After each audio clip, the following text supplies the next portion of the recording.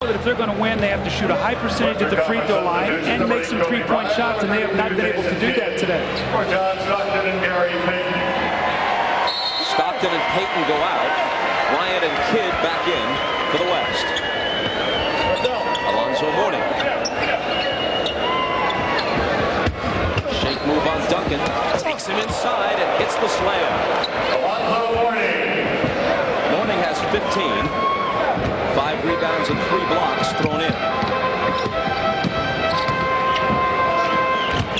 Garnett spins around Houston. Can't hit the reverse. Iverson lays it off to no one in particular. Back comes the West. Who'll do the honors? Jason Kidd, left hand, blocked by Mourning. Garnett is tied up by Alonzo, who had no choice.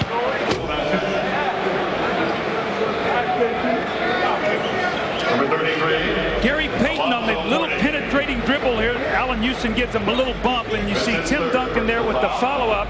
And what does Shaq have to say about this? Keep it high. Keep it high. Big fundamentals. The big fundamentals. Well, fundamentals, first of all, would not be the word of the day, and it looked as if Shaq may have been scouting some talent elsewhere on the court toward the end of that particular soundbite. A clinic, this is not.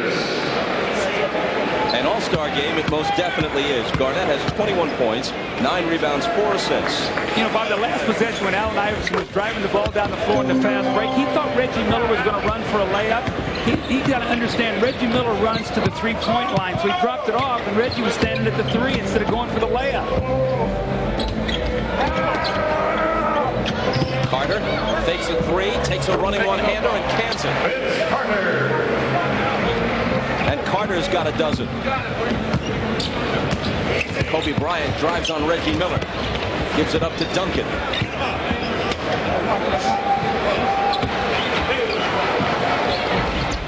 Mourning got a hand on it. Iverson comes out of the pack with the East steal. And look at Kobe Bryant elevate to knock it down. Meanwhile, Carter's pinning himself on the rim, and the officials let it all go. Iverson gets the bucket. He has 19. Garnett with 24. Kevin Garnett. He's now the game's high man, but Duncan and Shaq are right behind with 22 each.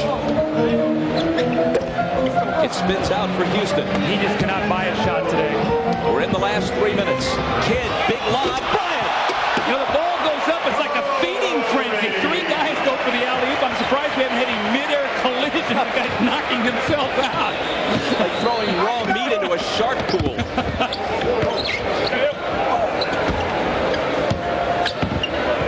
Houston testing Garnett. Left hand, no. And a whistle. The officials have been reluctant to stop play, and that's the way it should be in an all-star game, but that was kind of blatant. Allen Iverson comes down and says, I'm going to alley-oop this up. And Kobe says, and he just jumps up and snatches it out of the air with his left hand. Mr. Relentless, Allen Iverson gets it back and lays it in against Duncan. And then Kobe with the great play on the break. You're going to see his quickness. He loves that baseline. Here's the alley-oop. Duncan and he both go for it, and Duncan says, I'm getting out of the way because Kobe wants this one. Jason Kidd said, who wants it? Duncan or Kobe? Kobe says, it's my turn this time. The West leads by 13. It's the biggest lead of the game if anyone is keeping track. This is the NBA All-Star Game on NBC. Let's listen in on Jeff Van Gundy, the East All-Star coach. Guys like this with Zoe here, and let's try to drive and kick where we have great spacing and make some three. That's the only way we're going to get back in the game. Knock it loose, three-point shot. We'll get to the left. Jeff's going to turn him loose here now. He's going for the three-point shot. He's going to space. He's only got one big guy on the forward zone. And you've got Houston, Iverson, Eddie Jones, and Carter, the three-point shooters. So if you're the West, you'd have to think, stay on top of those three-point shooters and let your shot blockers guard the basket. We'll see what happens here. You know, Doug, with this game in the Bay Area, as Allan Houston prepares to shoot free throws, we're reminded of how poorly Golden State has done in recent years, and they don't have an all-star representative. But you think about the NBA heritage here. Wilt played part of his career for the Warriors. Nate Thurmond played almost his entire career for Golden State. Rick Barry, one of the great players in NBA history, and now I think really almost underrated when they click off the names of the greatest stars in NBA history. Chris Mullin was at his best here. The Warriors were once a very proud franchise. And you know what? Let's hope that they can get it back. This is a very proud franchise. We see Rasheed Wallace going to the basket. Number 33, Alonzo Mourning. Commits his 4th personal foul. Folks, I must make a correction because you might be setting your VCRs. The Little Richard story is not next. It's next Sunday on NBC. Homicide the movie is next on NBC tonight. And a week from tonight, it's the Little Richard story. Good golly, what a mistake. 2:24 left. West by a dozen. Make it 13.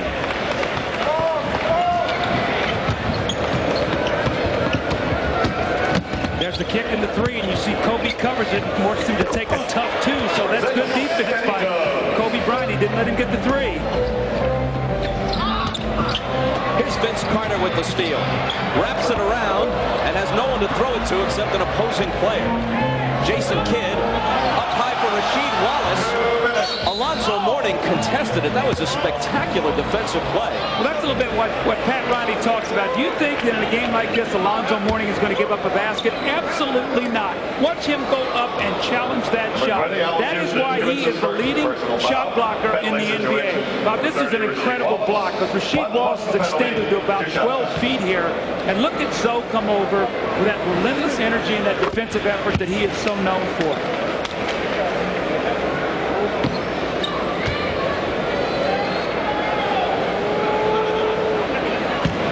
Rasheed Wallace at the line. How do you evaluate Portland's title chances?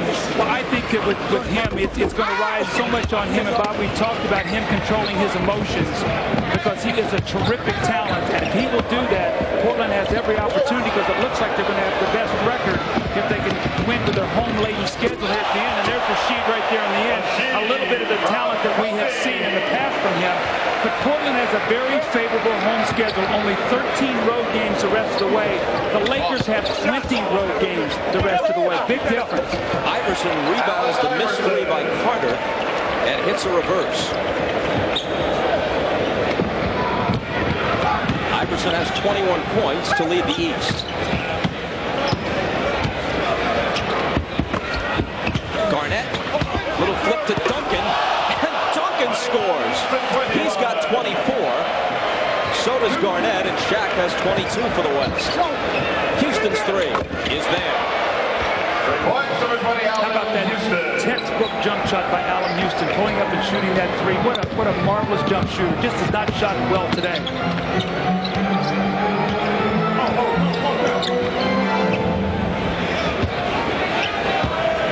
Kobe Bryant into the lane against the smaller Iverson to put 2 more on the board for the West. 134 to 121.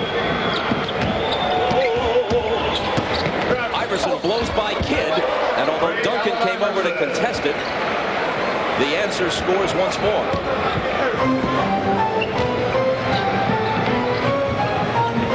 Last 45 seconds. Garnett up and under. Duncan circles back out. The ball never hit the rim. The shot clock is still ticking. 5 seconds to shoot. Kidd will. And he drains a 3. He's got 11 to go with 14 assists. Iverson. Wouldn't you know it, he's now the game's high scorer. He's got 26. You know, Bob, as we get ready to finish this game, the second half of this season, and although it's past the halfway point, should be very exciting. A lot of things for us to keep our eye on. The East is going to be wide open. You've got injuries. You've got teams that have been struggling to win on the road. Indiana, who's unbeatable at home. The West, who's going to get the top seeds. A lot of wonderful things to look forward to on NBC here coming up over the next couple months. Vince Carter could have a dunk to end it.